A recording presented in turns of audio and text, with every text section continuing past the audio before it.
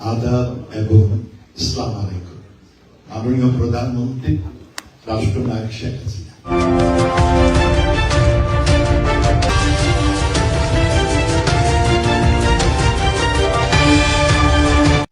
আপনার সামনে আজকে আমরা কয়েকশো লোক এইখানে হয়েছি। আমি প্রথমেই বিজয় দিবসের অভিনন্দন সবাইকে। আমি খুব সংক্ষিপ্ত বলতে চাই যে আমরা খুব ভাগ্যবান, আমাদের রাষ্ট্রনায়ক শেখ হাসিনা জীবিত আছেন। আমরা সবাই ওনার জন্য প্রার্থনা করব যাতে আমরা আমাদের দেশ থেকে হায়নাদের বিদায় করে আবার আমরা আমাদের মুক্তিযুদ্ধের আদর্শ নিয়ে দেশ গঠনে অগ্রসর হব।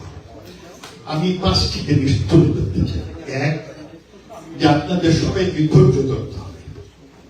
দুই, আমাদের সবাইকে ঐক্যবদ্ধভাবে এই সংগ্রাম চালিয়ে যেতে হবে। তিন, আমরা প্রত্যেকেই জনগণের ভালো মন্দ তাদের সাথে আমাদের একাত্মতা ঘোষণা করতে হবে। চার, দেশে এই সন্ত্রাসী সরকার, এই মব সরকার, সন্ত্রাসী সরকার, জিহাদি সরকার যে অত্যাচার, অবিচার, অন্যায় কাজ করছে, এই গত কয়েক মাসে প্রায় ৬,৭০০ লোকের পিছিয়ে মেরেছে।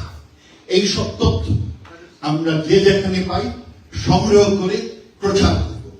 আর যারা এইটা সোশ্যাল মিডিয়াতে দেখেন তারাও যে যেখানে আছেন এগুলো ব্যাপকভাবে প্রচার করবে।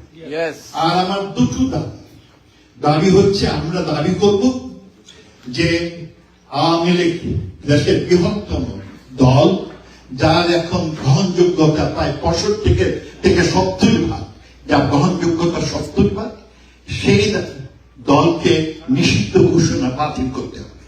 সেই সাথে তাকে আগামী নির্বাচনে পার্টিসিপেট করার সুযোগ দিতে হবে। আর দুই নম্বর যে যত রাজনৈতিক নেতৃবৃন্দ আছেন, সাংবাদিক আছেন, তাদের প্রত্যেককে নিঃশর্তে এই ইলেকশনের আগেই মুক্তি দিতে হবে। আমার বিশেষ অনুরোধ আমার সকল সহকর্মীদের কাছে যে আপনারা প্রতি সপ্তাহে, প্রতিদিনে এই দেশের যারা বিদেশি স্টেক হোল্ডার আছেন, আপনারা কংগ্রেসম্যান আছেন, সিনেটর আছেন, স্টেট ডিপার্টমেন্ট আছেন, তাদের কাছে যে যেখানে পারেন আপনারা চিঠি পাঠান।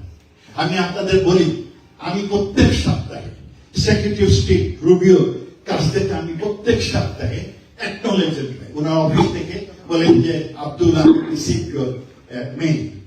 আপনারা আমি অনুরোধ করব, আমার এখানে আমার মসজিদ সাহেব, আমি চাই আপনারা প্রত্যেকে চিঠি লিখবেন, প্রত্যেকে চিঠি লিখবেন।